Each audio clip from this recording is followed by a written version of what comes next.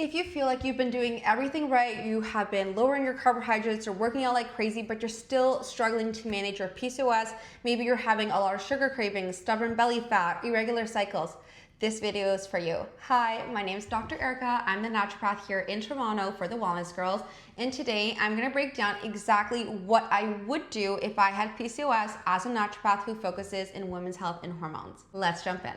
The first thing that I would do is add resistance training. Right now, if you're overtraining, especially things that are high intensity, like spin classes, F45, especially on a regular basis, 4 to 5 times per week, this can cause a lot of stress on the body and can cause issues with our cortisol levels. So we want to prioritize strength training. It's gonna help to build that strong, lean muscle mass that's gonna support our body composition.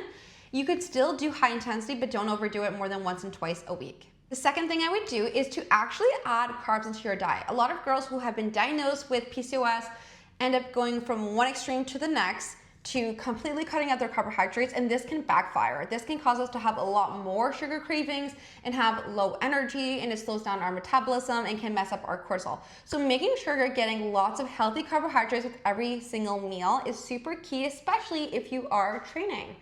We want to have things that are healthy carbohydrates, so things like quinoa, rice, potatoes, starchy veggies like butternut squash, carrots, parsnips, adding things like fruit. These are really great because they have a lot of fiber. They're going to give you your carbohydrates and they're also going to give you minerals. Third thing I would do is to personalize your supplements. Don't take supplements blindly, especially with PCOS. PCOS presentations can actually differ. There's the classic PCOS that will have those high testosterone type symptoms, but there's also an adrenal PCOS, which is more connected to our adrenal glands and cortisol. So how we address one type of PCOS is not necessarily how we would address the other. Having a targeted treatment plan based on your lab results is really, really important. It's important to take a look at your labs, to take a look at things like your cortisol. Are you inflamed? Do you actually have insulin resistance? This is a lot of the work that I do. If you want a customized plan, I will leave my information in the description below. Fourth thing is to confirm your diagnosis is actually PCOS.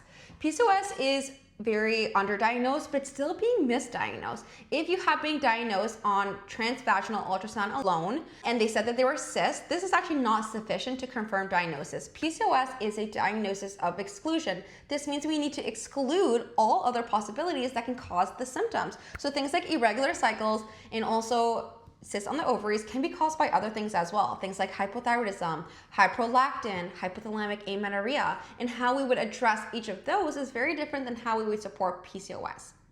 If you feel like you're putting so much effort to support your PCOS but you're not seeing result, it's time to get a personalized approach. This is exactly the work that I do with my clients. I help them understand what's actually going on in their body, and then we build a custom plan through nutrition and supplements to best support your wellness goals and help you feel better. Guys, that's all for today. Thank you so much for watching, and I will see you in the next one.